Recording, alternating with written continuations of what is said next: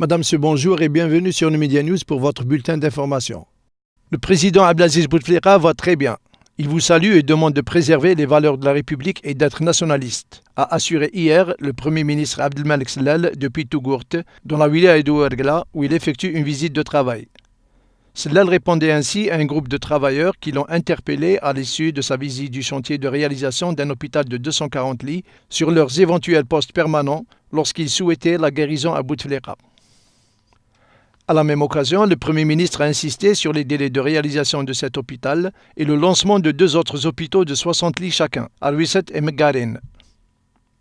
Lors de sa visite hautement sécurisée, où de nouvelles règles ont été imposées exceptionnellement aux représentants des médias, Sellal a inauguré la faculté de médecine de Ouargla. « J'ai tenu ma promesse, mes engagements sont respectés », a-t-il également déclaré.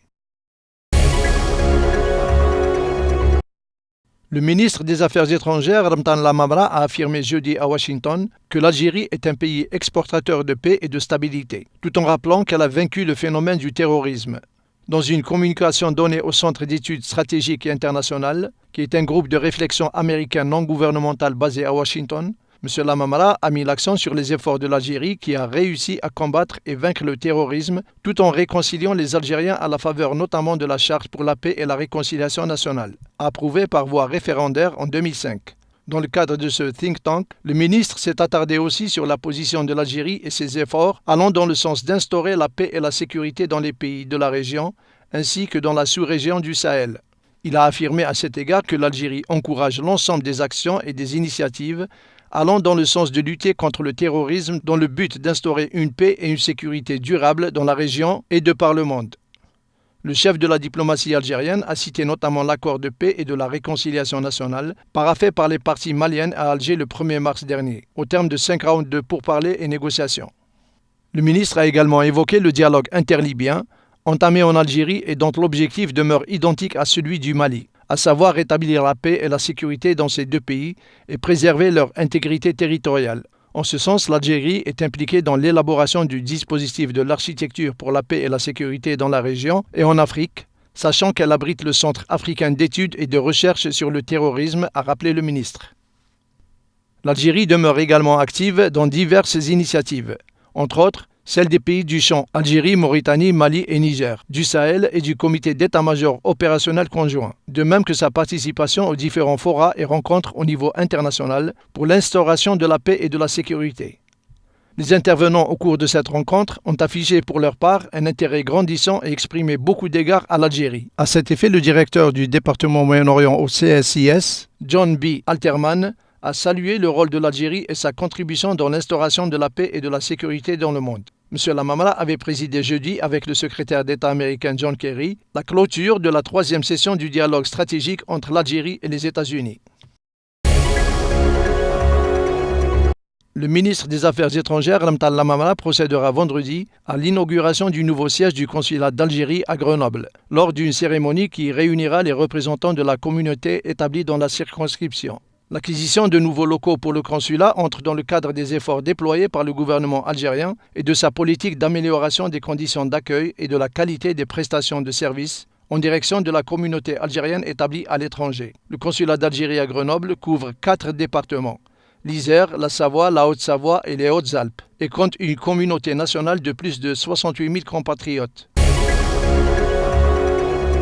La mise en œuvre de la structure dite auxiliaire de vie débutera le 27 avril prochain pour concerner dans un premier temps les personnes âgées, a annoncé jeudi à Annaba la ministre de la Solidarité nationale, de la famille et de la condition de la femme, Mounia Meslem. L'opération débutera avec un premier groupe attaché aux auxiliaires de vie, composé de 70 agents ayant suivi une formation spécialisée pour la prise en charge de personnes âgées au sein de leur milieu familial, a précisé Mme Meslem. La politique sociale en direction des handicapés est axée autour de la promotion de leur insertion sociale et professionnelle, de sorte à en faire des acteurs actifs, ouverts aux dispositifs de soutien et d'insertion mis à leur disposition par l'État, a-t-elle ajouté. La ministre a inspecté durant sa tournée à Annaba le centre médico-pédagogique de la commune de El Hadjar ainsi que le centre pour personnes âgées et le centre de prise en charge de l'enfance assistée à la Plaine Ouest. Madame Meslem a aussi visité une exposition de produits réalisés par des bénéficiaires du dispositif de l'Agence nationale de gestion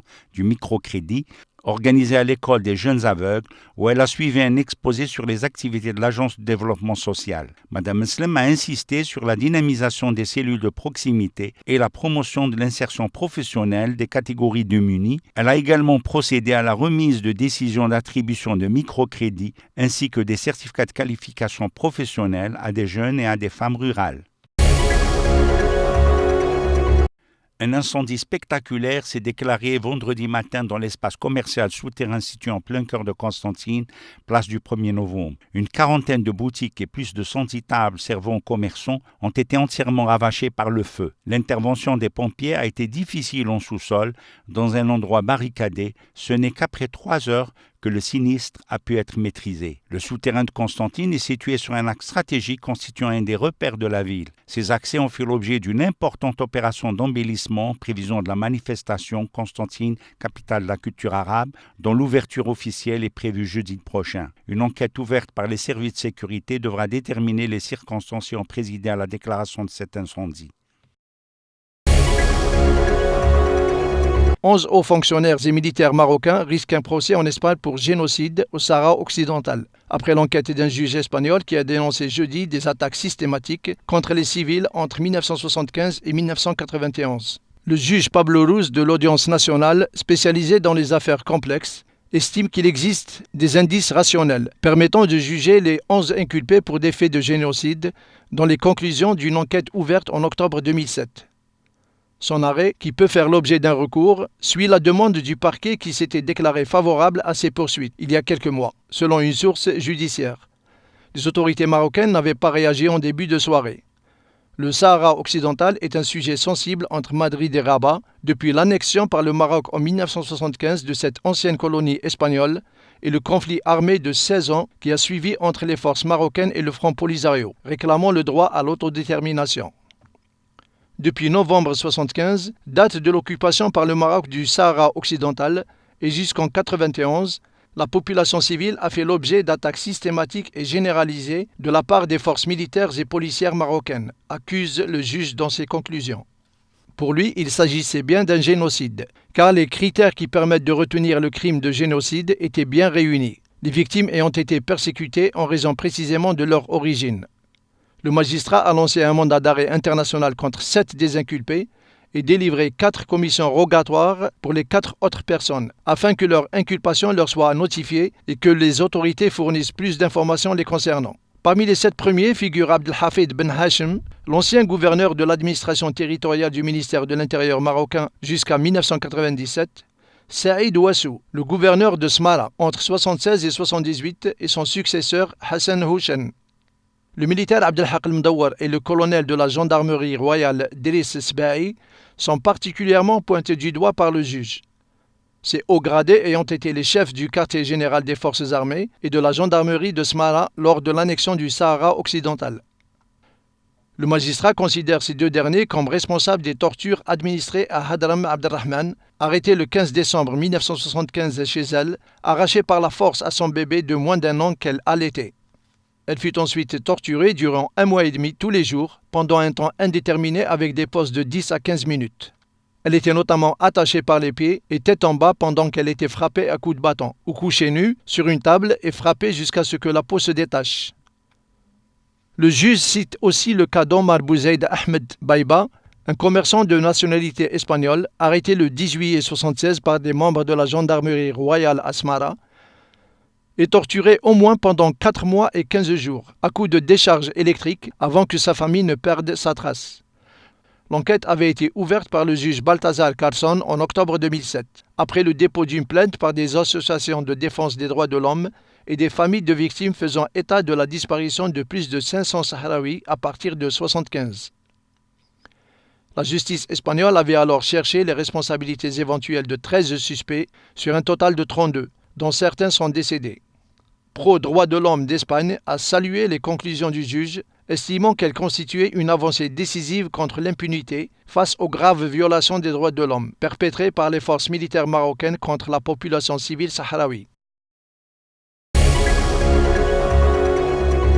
Selon l'OMS, près de 650 personnes ont été tuées et plus de 2000 blessés depuis la récente escalade du conflit au Yémen. Mais les chiffres réels sont certainement plus élevés car nombre des corps ne sont pas envoyés dans les hôpitaux, mais directement enterrés selon l'ONU. L'UNICEF, l'Agence des Nations Unies pour l'enfance, est de nouveau alarmée de la mort d'enfants à la suite du décès de 2 écoliers dans un raid mercredi sur une école Zib dans le centre du Yémen. Au moins 77 enfants ont été tués et 40 blessés depuis le début des raids, selon l'organisation. Un tiers des combattants des groupes armés sont des enfants. À Aden, en proie à des milices incontrôlables, la situation est particulièrement préoccupante, voire même catastrophique.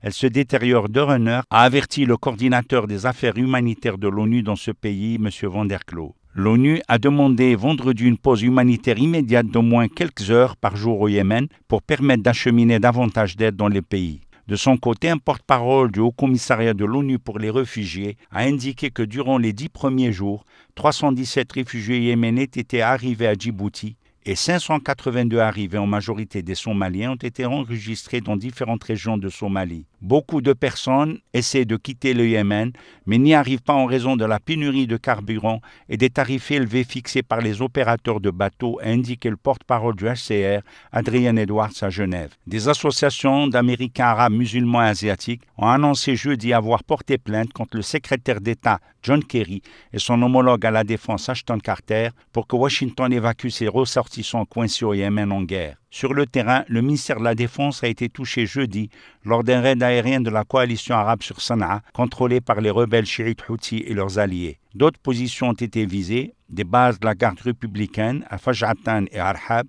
dans le sud et le nord de Sanaa. Un bâtiment d'approvisionnement en nourriture de l'armée a aussi été la cible d'une frappe aérienne dans l'ouest de la capitale, ainsi que des positions à Saada, le bastion des Houthis dans le nord du Yémen. Les États-Unis ont dénoncé jeudi le soutien apporté aux rebelles chiites yéménites par l'Iran, qui de son côté a enjoint l'Arabie saoudite de cesser ses actes criminels au Yémen, tandis que le Parlement pakistanais a adopté vendredi une résolution appelant à la neutralité dans le conflit au Yémen.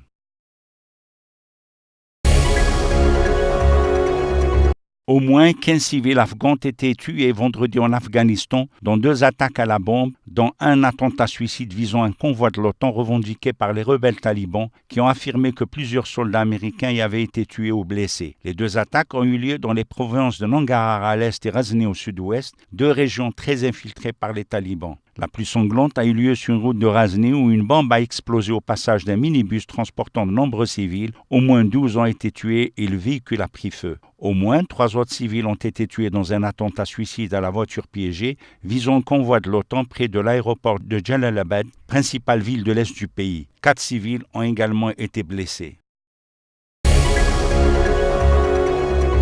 8 personnes sont mortes vendredi dans 2 attaques dans Bagdad et ses environs, l'une près d'un hôtel et l'autre dans un restaurant. Une voiture piégée a explosé près de l'hôtel Babylone qui surplombe le Tigre, dans le quartier de Kerada, dans le centre de la capitale irakienne. On fait état d'au moins 3 morts et de 12 blessés dans cet attentat. Par ailleurs, à Mashhada, à 40 km au nord de Bagdad, un kamikaze a activé sa veste explosive dans un restaurant, tuant au moins 5 personnes et en en blessant 15. La plupart des victimes étaient membres des unités de mobilisation populaire qui regroupent des miliciens chiites combattant les terroristes aux côtés des forces gouvernementales. De telles attaques ont nettement diminué cette année à la suite du démantèlement d'une cellule du groupe Daesh. 31 membres présumés de Daesh ont été arrêtés, soupçonnés d'avoir perpétré 52 attaques à Bagdad en 2014 et début 2015. Une poignée de main attendue depuis des décennies sur un isthme de légende. Les présidents américains Barack Obama et cubain Raúl Castro se retrouvent vendredi au Panama pour un sommet continental historique voué à sceller le rapprochement entre les États-Unis et Cuba après 53 ans de guerre froide. Les ennemis avaient annoncé leur intention en décembre dernier, au terme de 18 mois de tractations menées dans le plus grand secret. Déjà jeudi soir, le secrétaire d'État américain John Kerry a rencontré son homologue cubain Bruno Rodriguez, une première entre responsables de ce niveau depuis 1958. Selon un diplomate américain, leurs discussions ont été très constructives. Les 2 ministres sont tombés d'accord sur le fait qu'ils avaient réalisé des progrès et que nous allions continuer à travailler pour régler les questions en suspens. Le département d'État a transmis 2 photos aux agences de presse qui n'étaient pas conviées, sans doute pour ne pas diluer l'importance du geste entre Obama et Castro. Les 2 hommes s'étaient déjà salués en décembre 2013 en Afrique du Sud lors des obsèques de Nelson Mandela. Mais c'est la première fois que l'île de Cuba est représentée au sommet des Amériques, qui réunit pendant 2 jours une trentaine de chefs d'État de l'Organisation des États d'Amérique. Il n'y aura sans doute pas de tête-à-tête, mais de nombreuses occasions de se croiser. Après l'ouverture officielle du sommet dans la soirée, un dîner de chefs d'État est organisé dans la vieille ville de Panama. Depuis l'annonce du dégel entre les voisins inflexiblement dos à dos, de longues négociations se sont ouvertes. Cuba et les États-Unis sont divisés sur de nombreux points. Jeudi soir, les services de John Kerry auraient entamé des démarches pour la levée d'un premier obstacle, la présence depuis 1982 de Cuba dans la liste américaine des pays soutenant le terrorisme. C'est la principale condition posée par Cuba à la réouverture d'ambassades dans les 2 pays, même si Barack Obama a prévenu que cela prendrait du temps. Être radié de cette liste est aussi la condition sine qua non pour lever l'embargo qui accable l'île communiste depuis 1962. Invitée ce jeudi 9 avril sur le plateau d'une chaîne française, Marine Le Pen s'est exprimée sur le conflit qui l'oppose à son père Jean-Marie Le Pen, en réaction à ses récents dérapages et ses propos tenus à Rivarol, journal qualifié d'ignoble torchon par la présidente du FN. Marine Le Pen a d'abord dénoncé la surenchère des provocations de Jean-Marie Le Pen, expliquant que les adhérents se demandent pourquoi est-ce qu'il s'acharne à affaiblir le Front National. Jugeant que son père n'a plus la sagesse nécessaire, la présidente du FN pointant la dérive personnelle de son père, avant de déclarer « J'ai décidé l'ouverture d'une commission disciplinaire en répétant qu'elle s'opposait à la candidature de Jean-Marie Le Pen en région PACA, aux élections régionales. » Personne ne comprendrait qu'il y ait au FN des personnalités qui puissent exprimer une pensée qui soit personnelle et contraire au statut du FN, a aussi déclaré Marine Le Pen, sans préciser à quelle date le fondateur du parti sera convoqué. En outre, elle a également invité son père à se retirer de la vie politique. Selon elle, il doit faire preuve de sagesse, tirer les conséquences du trouble qu'il a lui-même créé et peut-être arrêter ses responsabilités politiques. Jean-Marie Le Pen se rendra donc devant le bureau exécutif du parti, siégeant en sa qualité de structure disciplinaire, a-t-il précisé. Le bureau exécutif du FN, l'instance suprême du parti, comprend 9 membres, dont Marine Le Pen et Jean-Marie Le Pen, ainsi que les 5 vice-présidents. La présidente du FN, qui a pris en 2011 les rênes du parti cofondé par son père en 1972, a assuré qu'elle ressentait du chagrin comme fille, aussi comme militante, face à la sévère dispute l'opposant à Le Pen. Avant d'être fille et père, nous sommes des dirigeants politiques. Et en cela, nous avons de lourdes responsabilités au regard non seulement de l'avenir du Front National, mais de l'avenir de notre pays, a-t-elle insisté.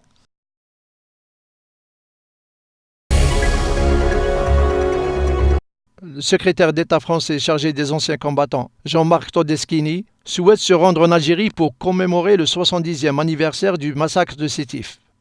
Une première pour la France à ce niveau de représentation. Pour la première fois, un membre du gouvernement français pourrait se rendre en Algérie pour commémorer les 70 ans de massacre de Sétif, là où des milliers d'Algériens ont été tués sous la colonisation française. Du 19 au 21 avril 2015, Jean-Marc Todeschini, secrétaire d'État chargé des anciens combattants, souhaite effectuer un voyage mémorial à Sétif, Mers-el-Kébir et Alger, a indiqué son cabinet. Avec un seul message, aucune mémoire n'est oubliée, on est dans une mémoire apaisée. Les commémorations officielles ont lieu en mai en Algérie, mais Jean-Marc Todeschini s'y rendrait en avril pour des raisons d'agenda. Cependant, le voyage de Todeschini doit d'abord être approuvé par les autorités algériennes. Le secrétaire d'État attend encore l'accord des autorités algériennes avec qui ce déplacement doit se faire en bonne intelligence. En février 2005, l'ambassadeur de France en Algérie avait reconnu une responsabilité de la France dans ces massacres en évoquant une tragédie inexcusable. Cependant, aucun membre du gouvernement français ne s'est encore rendu à Sétif pour commémorer cette sombre page de l'histoire franco-algérienne. Si elle avait lieu, la visite de Jean-Marc Todeschini pourrait donc faire date. Le 8 mai 1945, alors que la France célébrait la victoire des Alliés sur l'Allemagne nazie, les festivités ont tourné au drame à Sétif, Guelma et Kherrata, dans l'est de l'Algérie. Des manifestations de nationalistes ont été violemment réprimées par les forces françaises. Selon la mémoire collective algérienne, 45 000 personnes ont alors perdu la vie, victimes de la police, de l'armée ou de milices de colons. En décembre 2012, le président français François Hollande a reconnu les souffrances que la colonisation a infligées aux Algériens et dénoncé un système colonial profondément injuste et brutal. Cependant, le travail de mémoire reste compliqué entre les deux pays. L'Algérie souhaiterait que la France aille au-delà des petits pas et s'excuse de manière globale pour son passé colonial. C'était là notre dernière information. Merci de nous avoir suivis. Excellente journée à vous. Au revoir.